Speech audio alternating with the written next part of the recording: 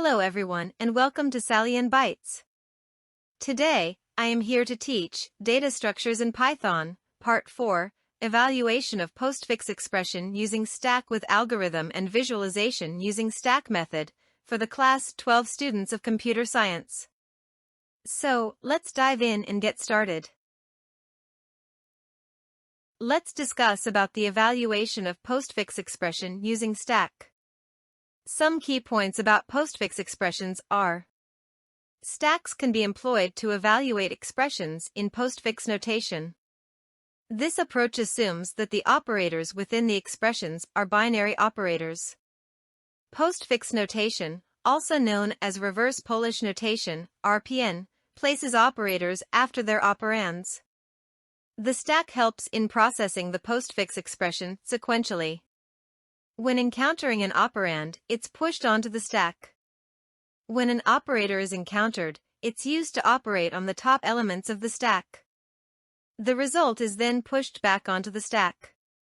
The process continues until the entire postfix expression is evaluated, and the final result is left on the stack. Now, we are going to write an algorithm to evaluate postfix expression. Step 1. Initialize an empty stack named operand stack to hold operands. Step 2. Start iterating through each character in the postfix expression named postfix expression from left to right. Step 3. For each character in postfix expression. Subdivision A. If the character is an operand, a number, convert it to a numeric value and push it onto operand stack, subdivision B. If the character is an operator, plus, minus, asterisk, slash, etc., do the following. Number 1. Pop the top two values from operand stack. These are the operands. Number 2. Perform the operation indicated by the character on the two operands. Number 3. Push the result back onto operand stack. Step 4. Continue this process until you have processed all characters in postfix expression. Step 5. After processing all characters, the operand stack should contain only one value, which is the result of the expression. Step 6. Pop this value from operand stack to obtain the final result, which is the evaluated value of the postfix expression. So the postfix expression 862*4/+ is evaluated to 11. Are you curious about how it operates? Let's take a look at a visualization. Here's the visualization to evaluate postfix expression. Postfix expression given is 862*4/+. Step 1. We are initializing an empty stack named operand stack. In Step 2, start iterating through the postfix expression. 862*4/+. First symbol scanned is 8. Action done is that element 8 is pushed in operand stack. So, operand stack holds element 8. In the next step, symbol scanned is 6. Action done is that element 6 is pushed in operand stack. So, operand stack holds elements 8 and 6. In the next step, symbol scanned is 2. Action done is that element 2 is pushed in operand stack. So, operand stack holds elements 8, 6 and 2. In the next step, symbol scanned is asterisk. Action done is that pop two elements 2 and 6, apply the operator asterisk and push back the result 12. So, operand stack holds elements 8 and 12, output will be 6 multiplied by 2 is 12. In the next step, symbol scanned is 4. Action done is that push 4 in operand stack. So, operand stack holds elements 8, 12 and 4.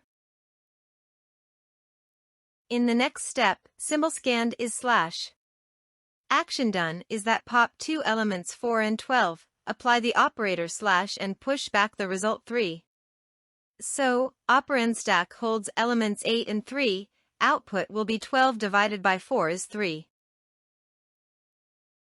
In the next step, symbol scanned is plus. Action done is that pop two elements 3 and 8, apply the operator plus and push back the result 11. So, operand stack holds element 11, output will be 8 added to 3 is 11. It's the end of input expression. Action done is that pop 11 from operand stack. So, operand stack is empty. The final output will be 11. We did it. Let's see another example. Evaluate following postfix expressions while showing status of stack after each operation given: A equals 3, B equals 5, C equals 1, D equals 4. The postfix expression given is A, B asterisk C slash D asterisk. Now let's see the solution. Replacing literals with values. The postfix expression after substitution becomes 3 5 asterisk 1 slash 4 asterisk. So now, look at the tabular column. In the first step, we are initializing an empty stack named operand stack. In step 2, start iterating through the postfix expression. 3 5 asterisk 1 slash 4 asterisk. First symbol scanned is 3. Action done is that element 3 is pushed in operand stack. So, operand stack holds element 3. In the next step, symbol scanned is 5.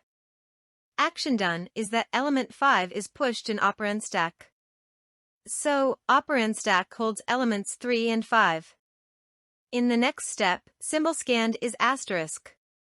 Action done is that pop two elements 3 and 5, apply the operator asterisk and push back the result 15.